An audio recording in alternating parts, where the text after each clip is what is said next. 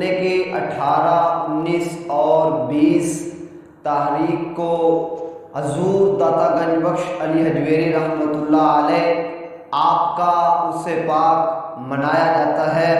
حضور داتا گنج بخش علی حجویری رحمۃ اللہ علیہ آپ افغانستان کے شہر غزنی میں پیدا ہوئے اور آپ نے ابتدائی تعلیم بھی وہیں سے حاصل کی۔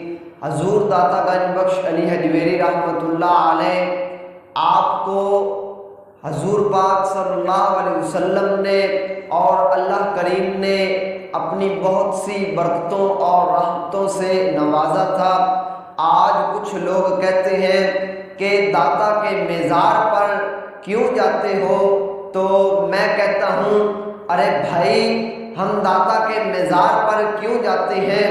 آؤ تجھے بتاتا چلوں کہ جب ہند کے ولی، ہند کے شہنشاہ خواجہ معین الدین چشتی اجمیری رحمۃ اللہ علیہ آپ حضور داتا گنج بخش علی حجویری رحمۃ اللہ علیہ آپ کے قدموں میں آئے۔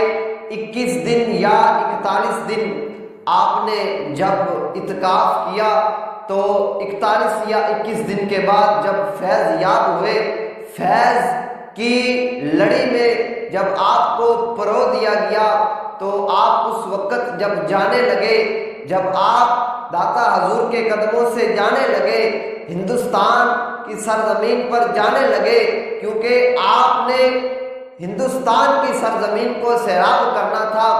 آج لوگ کہتے ہیں داتا کیا دیتا ہے، تو میری بات ذرا نوٹ کرتے چلے کہ حضور داتا گنج بخش علی حجویری رحمۃ اللہ علیہ آپ ہی کے بارے میں ہے کہ جب خواجہ معین الدین چشتی اجمیری رحمۃ اللہ علیہ آپ داتا حضور کے قدموں سے جب ہندوستان گئے تو ایک بات واضح کرتا چلوں کہ آپ نے حضور داتا گنج بخش علی حجویری کی جو قبر مبارک ہے اس کو آپ نے اپنی پیٹھ نہیں کی تھی اور الٹے پاؤں چلتے گئے، جہاں تک نظر پڑتی گئی آپ الٹے پاؤں چلتے گئے، الٹے پاؤں چلتے گئے، تو جاتے جاتے کیا خوب لکھ گئے، گنج بخش فیض عالم مظہر نور خدا ناکسارا پیر کامل کاملہ را رہنما۔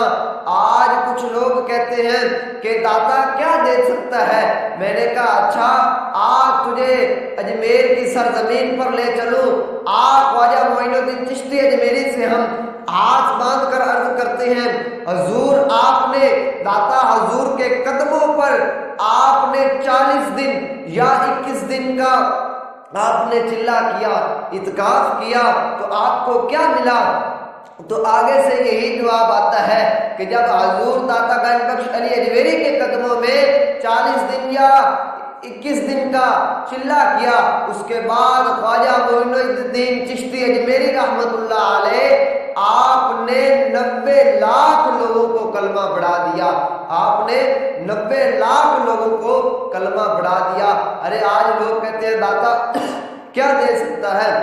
میں نے کہا اچھا تیری جو پنجاب کی حکومت ہے نا، اس کا تو نظام ہی داتا حضور کے چندے پر چل رہا ہے۔ ارے داتا حضور رحمت اللہ علیہ آپ کے در پر اگر کوئی رات کے پچھلے پیر بھی جائے، داتا حضور اس کو پھر بھی کھلا کر بھیجتے ہیں۔ ارے داتا حضور کا لنگر عام ہے، داتا حضور کے فیض و برکات عام ہیں۔ آج لوگ کہتے ہیں داتا کیا دے سکتا ہے؟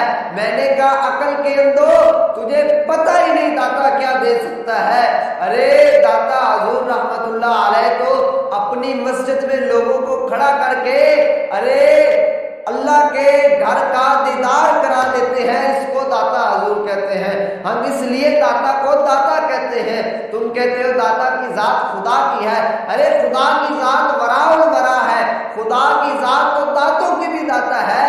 ارے ہمارے داتا حضور کو تو اللہ تعالیٰ نے اپنے داتا سے کچھ خیرات عطا فرمائی، اس لیے ہم داتا علی حجویری رحمت اللہ علیہ آپ کو داتا کہتے ہیں۔ ارے لاہور میں جب جادوگروں کا جادوگر جوبل پر تھا تو داتا حضور نے پھر اپنی جوتی مبارک سے ان جادوگروں کا قلعہ کم کر دیا، ان کو ختم کر دیا۔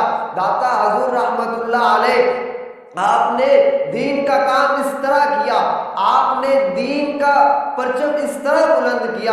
داتا حضور رحمت اللہ علیہ آپ آج بھی لوگوں کو اپنے فیوز و برکات سے نواز رہے ہیں۔ جو لوگ اولیاء اللہ کو نہیں مانتے، یہ لوگ وہ لوگ ہیں کہ جن کو جب یہ مر جائیں گے، اپنی قبروں میں چلے جائیں گے، پھر ان کو پتا چلے گا کہ اللہ کے ولیوں کی کتنی طاقت ہے، اللہ کے ولیوں کی کتنی طاقت ہے۔